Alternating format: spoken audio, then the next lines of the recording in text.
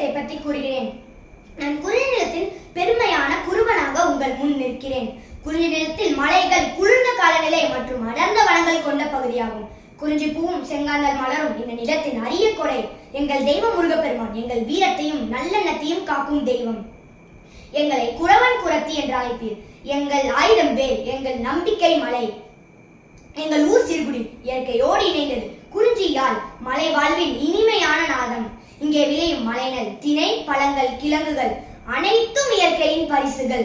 நாங்கள் வேட்டையாடுவோம், மரங்களிலிருந்து தேன் சேகரிப்போம். முயல், சிங்கம், மான், புலி போன்ற விலங்குகள் எங்கள் வேட்டைக்கேற்ற இரையாக இருந்தன.